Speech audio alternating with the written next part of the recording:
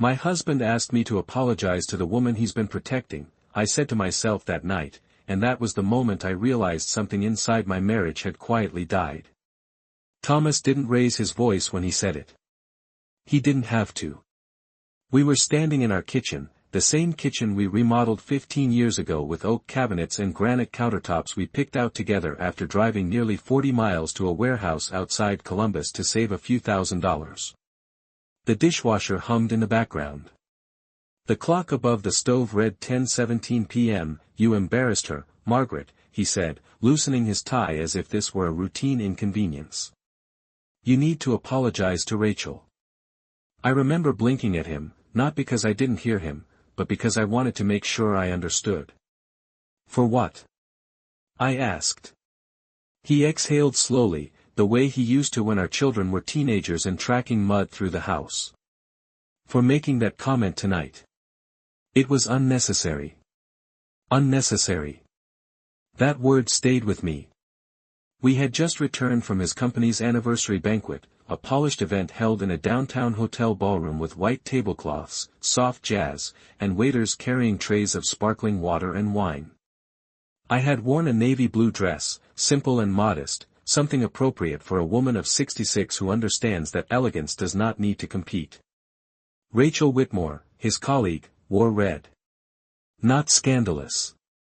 Not inappropriate. Just deliberate. She laughed often.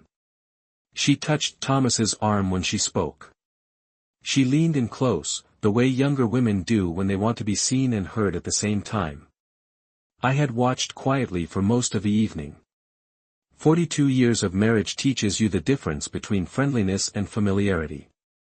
At one point, as dessert plates were being cleared, I said lightly, Rachel seems very comfortable around married men. I even smiled when I said it. It wasn't loud. It wasn't dramatic. It was simply true. The table went still. Rachel's smile faltered. Thomas's jaw tightened. 10 minutes later, she excused herself. By the time we left, she had red eyes and Thomas was distant. In the car, he said almost nothing during the 20-minute drive home. I assumed we would talk about it calmly, like adults who have shared a life long enough to weather discomfort. Instead, I was being instructed to apologize. You made her cry, he said now, opening the refrigerator and staring into it as if clarity might be hiding behind the orange juice. She felt attacked.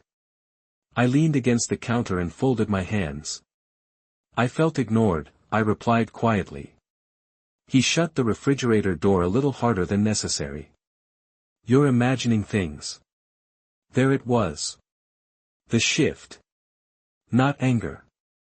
Not even denial. Just dismissal. I studied his face under the soft kitchen light. This was the same man who once drove 3 hours in a snowstorm to make it home for our daughter's winter recital.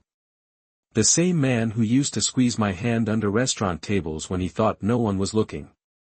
And yet tonight, he was defending another woman's feelings over mine. I think you're overreacting, he added. Rachel is important to the team. I won't have her feeling uncomfortable because of you. Because of me. I nodded slowly. I did not raise my voice. I did not argue. I simply looked at the man I had built a life with and realized I was no longer standing beside him. I was standing opposite him. And that was when I knew this wasn't about a single comment at a banquet. It was about something that had been growing quietly in the space between us, something I could no longer pretend not to see. I did not sleep much that night. Thomas came to bed close to midnight, moving carefully as if I were already a stranger he did not want to disturb. He lay on his side, facing away from me. The space between us felt wider than our king-sized mattress, wider than the hallway that separated our bedroom from the kitchen downstairs. I stared at the ceiling and listened to the rhythm of his breathing, steady and unbothered. Mine was not. It was not the comment at the banquet that kept me awake. It was the certainty in his voice when he said I needed to apologize. Not that we should talk. Not that we misunderstood each other. But that I was wrong. By morning, the house felt different. Sunlight filtered through the beige curtains in the breakfast nook, landing on the oak table where we had eaten thousands of meals over 4 decades. I brewed coffee the way I always did, 2 scoops of grounds for every 6 ounces of water, careful and measured. Routine has a way of holding a person together when everything else feels uncertain. Thomas came downstairs at 7:30, dressed for work in a charcoal suit. He glanced at me briefly. "Have you thought about what I said?" he asked, reaching for his travel mug. I poured his coffee without answering right away. "Yes," I said finally. "I have." He waited. "I do not believe I owe her an apology." The silence that followed was not loud, but it was heavy. He set the mug down on the counter. "Margaret, this is not about pride. It is about professionalism." Rachel felt attacked in front of senior leadership. I folded my hands on the table. I made an observation. If that observation wounded her, perhaps it touched something true. His expression hardened slightly. "You are being unreasonable." There it was again. The quiet shift of blame. I watched him carefully, the way you watch someone you are trying to recognize. In the early years of our marriage, Thomas used to ask my opinion about everything, from which neighborhood to buy our first house into whether he should accept a promotion that required a longer commute. Now he was explaining to me how I should feel. "You barely spoke to me all evening," I said calmly. "But you spoke to her constantly." He shook his head. "It was a work event. That is my job." I nodded slowly. "And what is my role now?" He did not answer that. Instead, he picked up his mug and glanced at his watch. "I do not have time for this. Please call her today.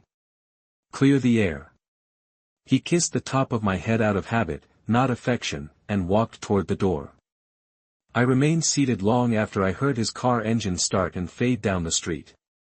"Clear the air." I repeated the phrase to myself. The air had not been unclear to me.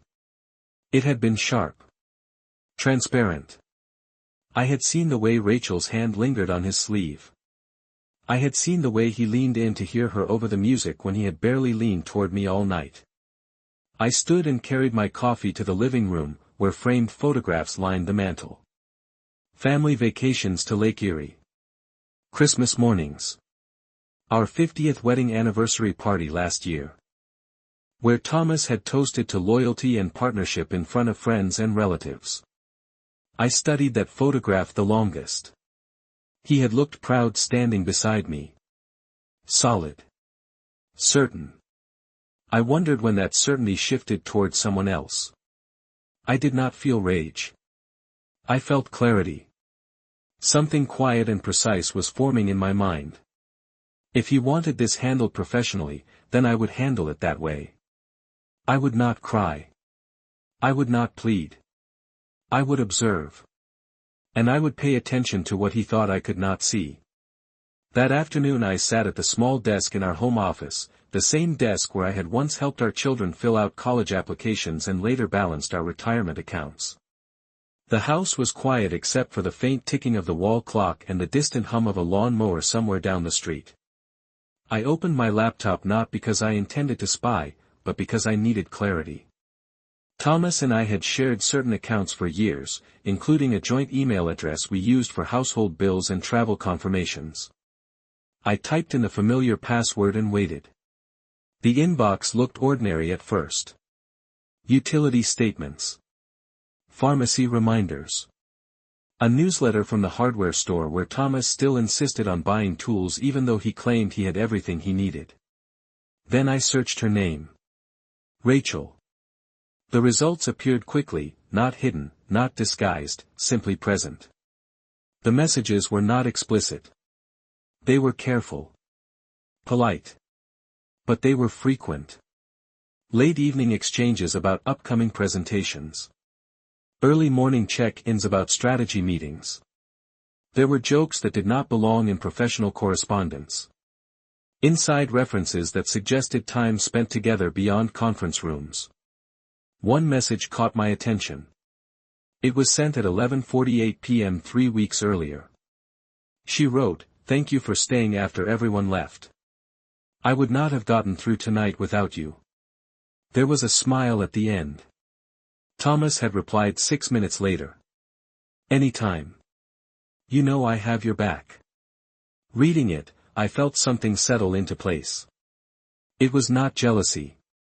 It was recognition. I continued scrolling.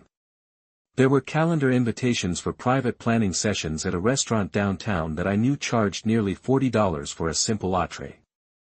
Those evenings had been labeled as late client dinners on our shared calendar. I remembered reheating leftovers alone on those nights, assuming he was working hard for the company he had dedicated nearly 3 decades to.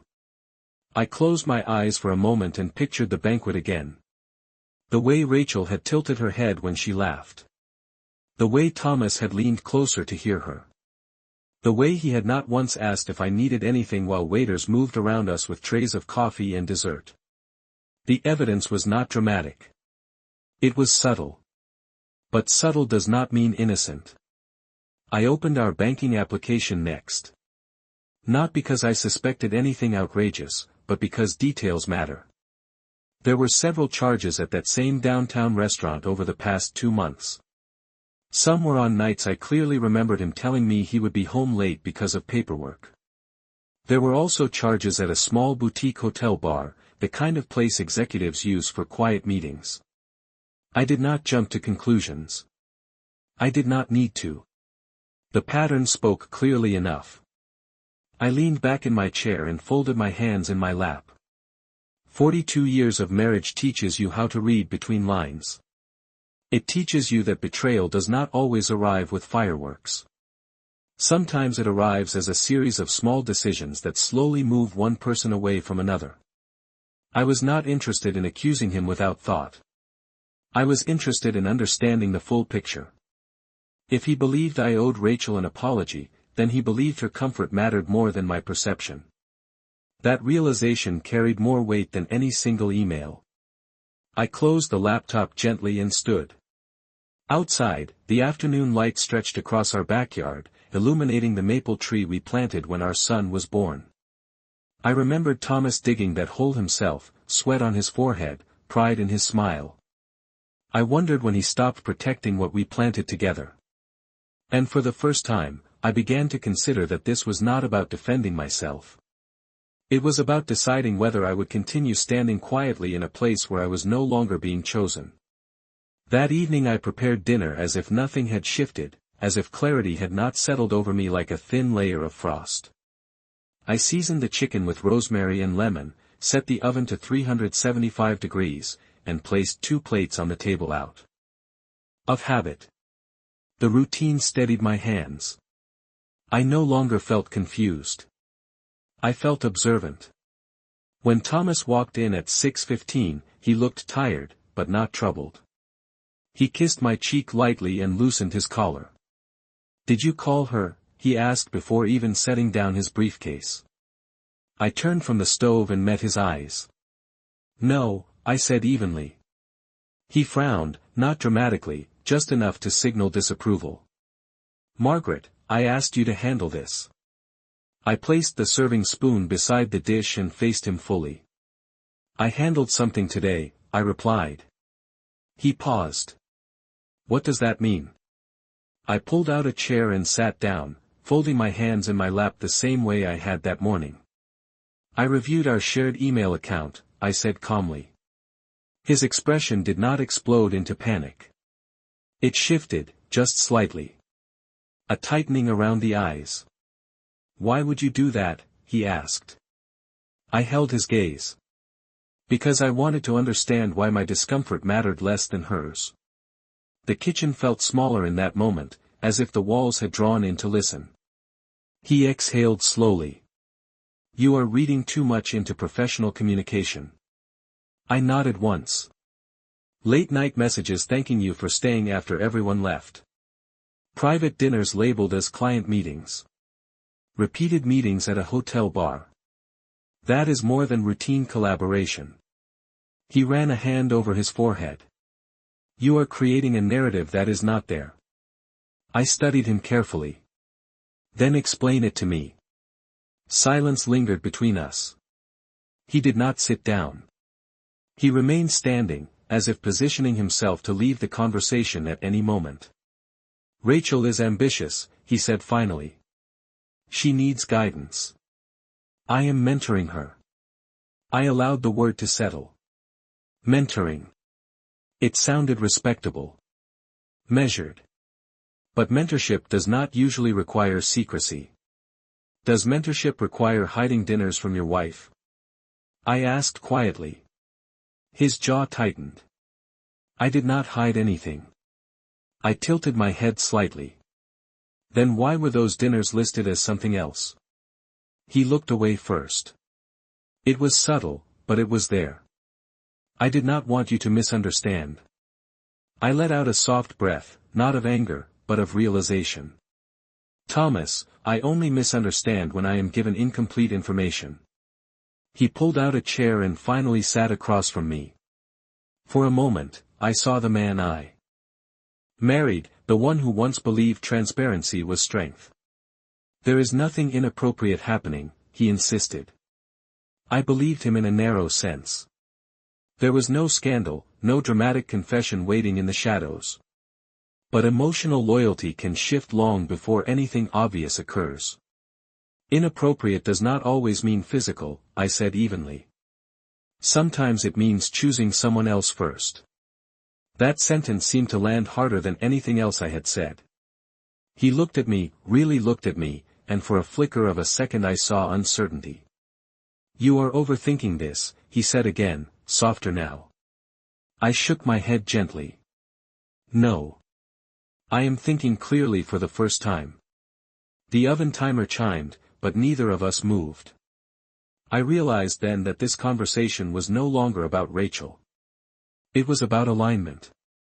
About whether the man across from me still considered me his partner, or whether I had become a background figure in a life he was quietly reshaping. I did not raise my voice. I did not accuse.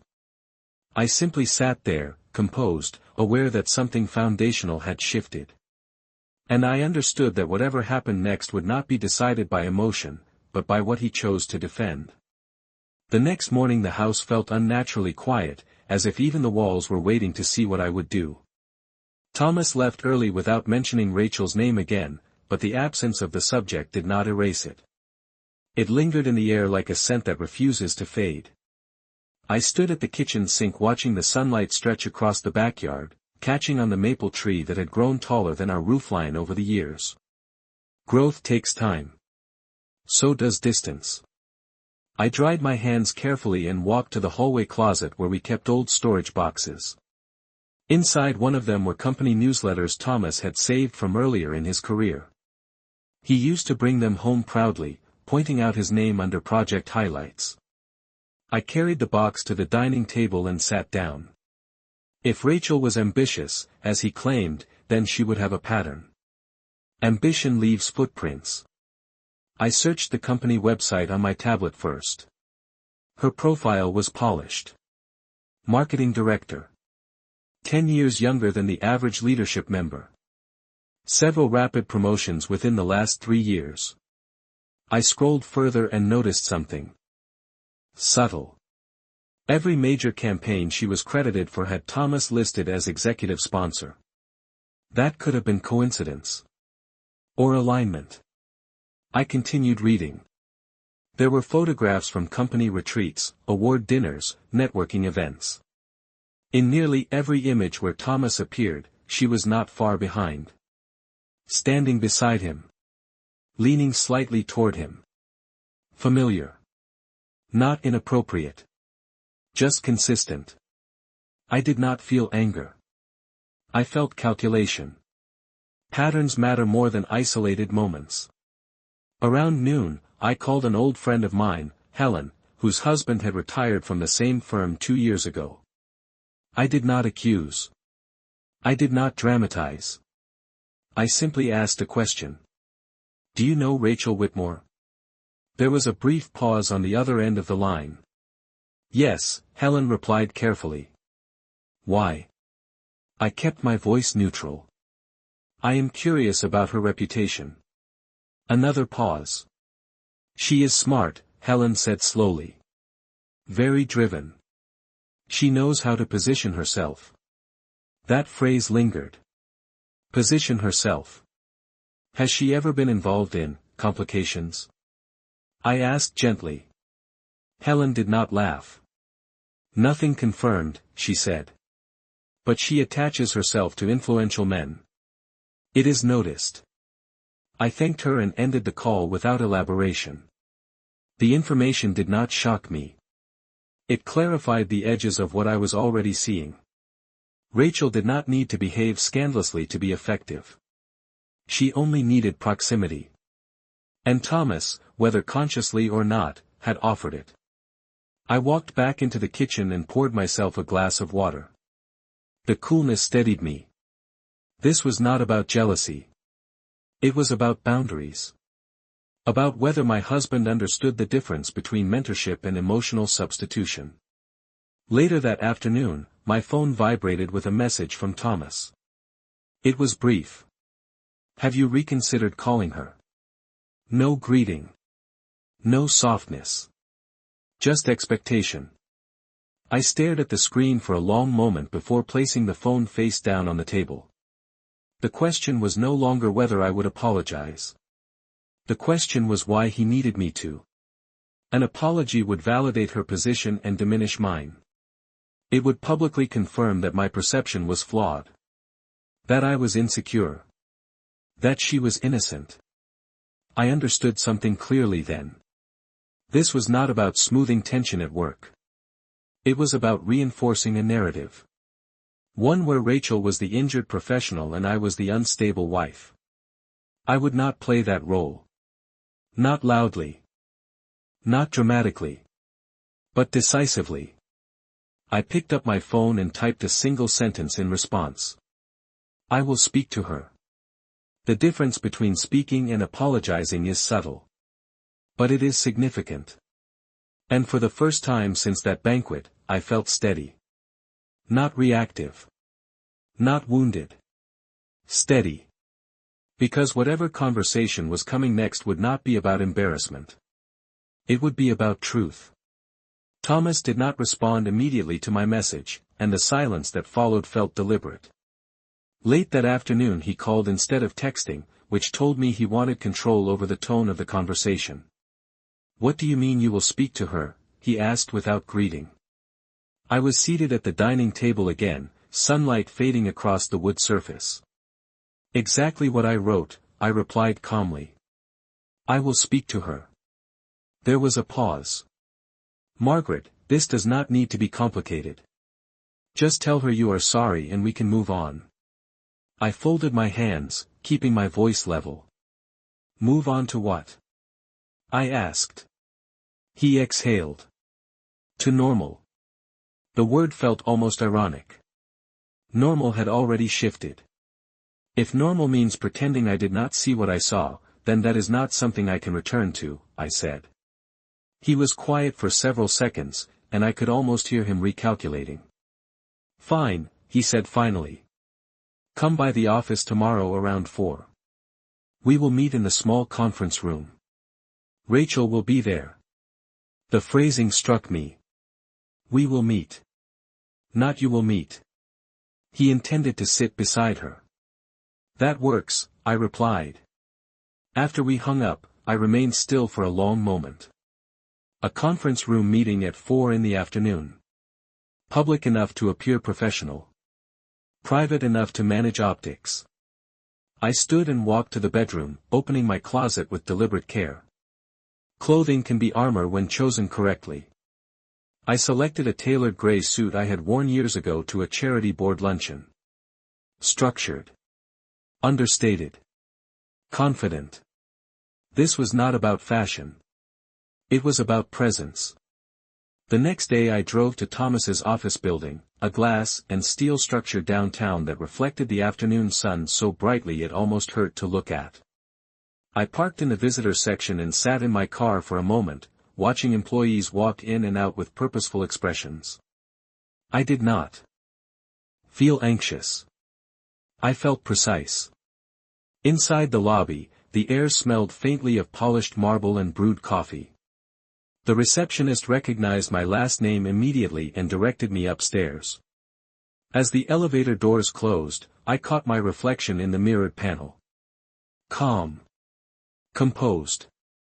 Not wounded. When I stepped onto Thomas's floor, I noticed several curious glances. Word travels quietly in professional spaces. Rachel was already in the conference room when I entered.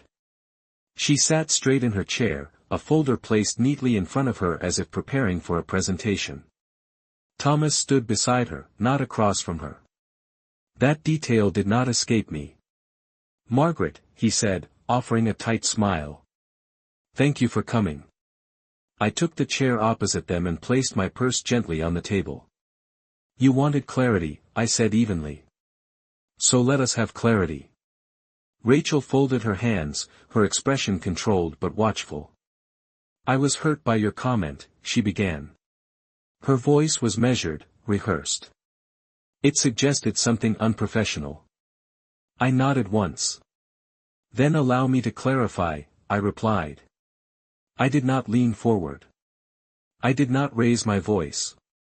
I simply looked at both of them and understood that whatever happened in this room would not be decided by emotion.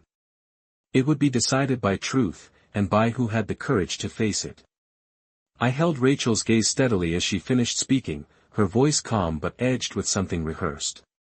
"Your comment suggested that I behave inappropriately with married men," she said. "That damages my professional credibility." I nodded once, acknowledging the structure of her argument rather than the emotion behind it. "Rachel," I replied evenly, "credibility is built on consistency. So is perception." Thomas shifted beside her, his posture tightening slightly. "Margaret," he interjected, "this is exactly what I meant. You are implying something again." I turned my attention to him without raising my voice. "I am not implying. I am observing." The room was quiet except for the faint hum of the air conditioning vent above us. I opened my purse calmly and removed my phone, placing it on the table without drama. I did not slide it toward them. I simply let it rest there as a symbol that I was prepared. "You asked me to apologize," I continued. "Before I decide whether that is appropriate, I need clarity." Rachel's fingers tightened slightly around the edge of her folder. "What clarity?" she asked. "Clarity about boundaries," I said. "About the frequency of your communication with my husband. About private dinners that are labeled as client meetings. About late-night messages thanking him for staying after everyone else left." Thomas inhaled sharply. "Margaret, this is not the place for—" I lifted my hand gently, not to silence him aggressively, but to pause the momentum. "It is precisely the place," I said. "You both framed this as a professional matter. I am treating it as one." Rachel's composure flickered for a brief second. "Not panic. Just recalculation. We collaborate closely," she said carefully. "Executive sponsorship requires accessibility." I nodded. Accessibility does not usually require concealment. Thomas leaned forward slightly. Nothing was concealed. I met his eyes directly. "Then why were those dinners entered differently on our shared calendar?" The question hung in the air. Neither of them answered immediately.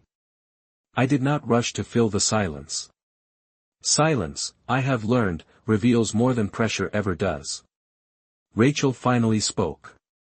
"I was not aware of how your household calendar is managed," she said. "I am not responsible for how Thomas records his schedule." That was a careful answer. Accurate on the surface. Avoidant underneath. "I understand," I replied. "But perception matters. You said my comment harmed your professional image. I am explaining the context that shaped that perception." Thomas's jaw tightened again. "You are making this adversarial," he said quietly. I shook my head once. "No. I am making it transparent." I unlocked my phone and opened the email thread I had read the day before, turning the screen slightly so they could see without theatrics. "When you write, you know I have your back, at nearly midnight," I said calmly, "that may feel harmless to you. To a wife of 42 years, it signals emotional alignment." Rachel looked at the screen briefly and then away. Thomas did not look at it at all.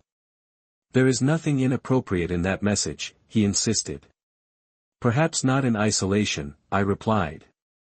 "But patterns are rarely isolated." The room felt still, the air heavier now. I was not there to accuse them of scandal. I was there to name what had been carefully minimized. "You asked me to apologize for embarrassing you," I said, looking at Rachel.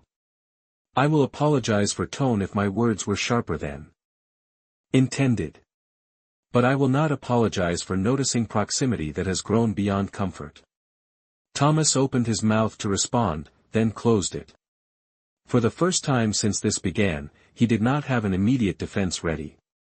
And in that silence, I saw something shift. Not guilt. Not confession. Awareness. And awareness, once present, cannot easily be dismissed. The silence that followed my last sentence was different from the ones before. It was no longer defensive. It was reflective. Rachel adjusted the papers in front of her, aligning the edges carefully as if order on the table might restore order in the narrative. Thomas remained still beside her, his hands resting flat against the conference table. I did not rush to fill the space. I had learned that truth does not require volume. It requires steadiness. "I am not accusing either of you of scandal," I said evenly. "I am describing the emotional shift that occurs when professional boundaries blur into personal reliance." Rachel lifted her chin slightly.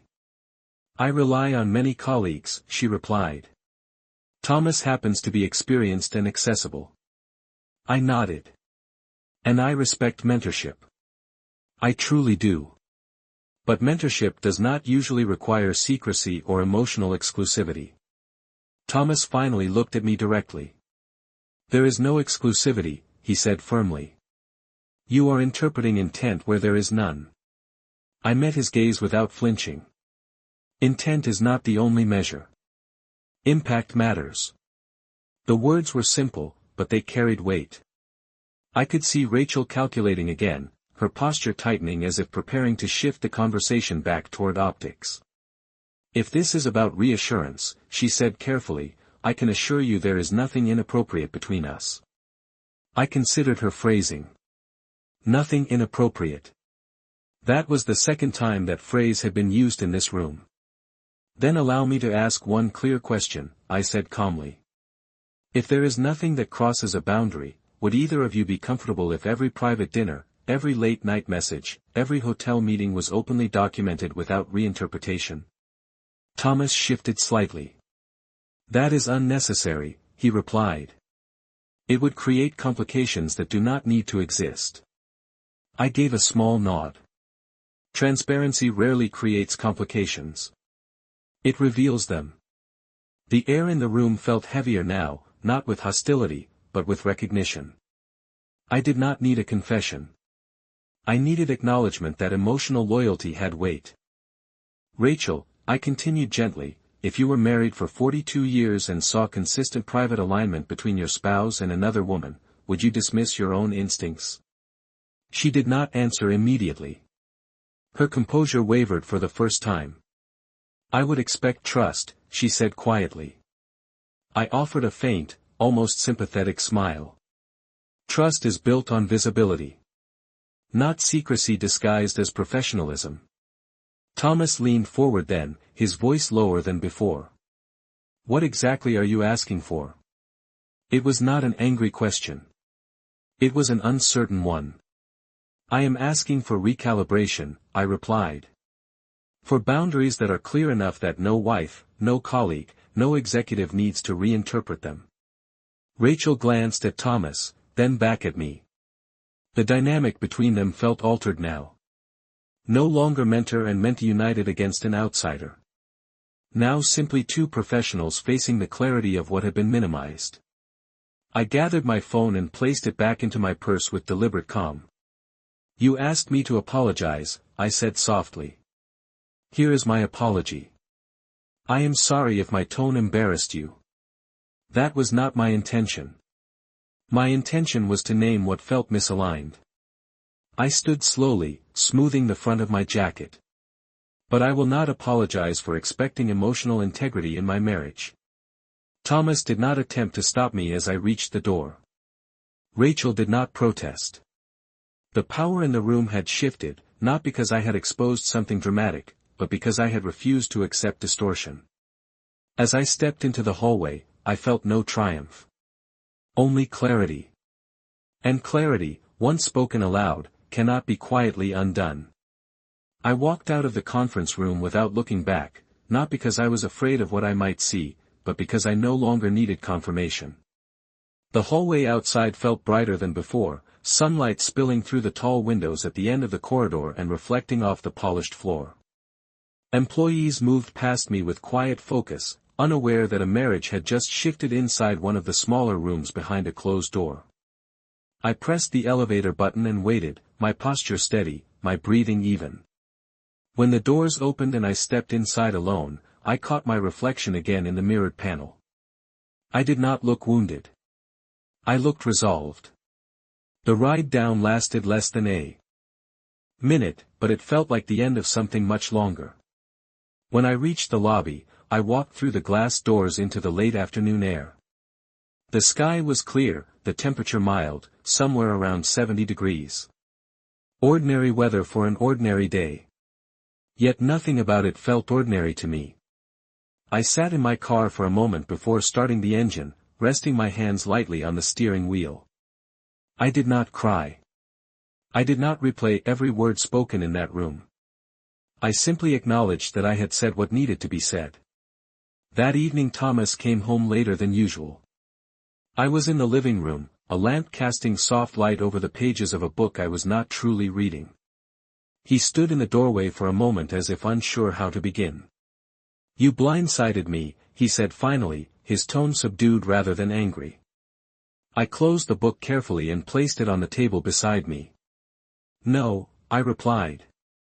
I named what has been happening quietly.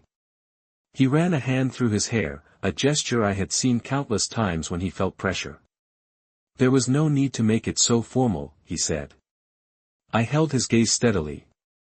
You asked for a formal apology. I responded formally. He sat down across from me, the distance between our chairs feeling deliberate now. Rachel felt uncomfortable, he said again, though the conviction behind the words seemed thinner. And I have felt displaced, I answered softly. The room fell silent. This silence was not defensive or charged. It was contemplative. I never meant to make you feel second, he said after a long pause. I listened to the phrasing carefully. Meant. Intent again. Intent does not erase outcome, I replied. You may not have meant to shift emotional loyalty. But you did. He looked down at his hands, then back at me. What do you want? He asked quietly. It was the first honest question he had asked since this began. I did not answer immediately. I considered the years behind us, the shared history, the tree in the backyard that had grown tall under both our watch. I want alignment, I said finally. Not secrecy disguised as professionalism. Not defense of someone else at the expense of partnership. Alignment. He nodded slowly, absorbing the word. There was no dramatic reconciliation in that moment. No sweeping apology or grand declaration. There was simply awareness. And awareness, I had learned, is the beginning of accountability. I rose from my chair and turned off the lamp, leaving the room dim but calm. I apologized for my tone, I said quietly as I walked toward the hallway. I will not apologize for my clarity. I did not wait for his response. I did not need it immediately. Some realizations take time to settle. But one truth was certain. I had stopped protecting a version of our marriage that no longer reflected reality. And in doing so, I had protected myself.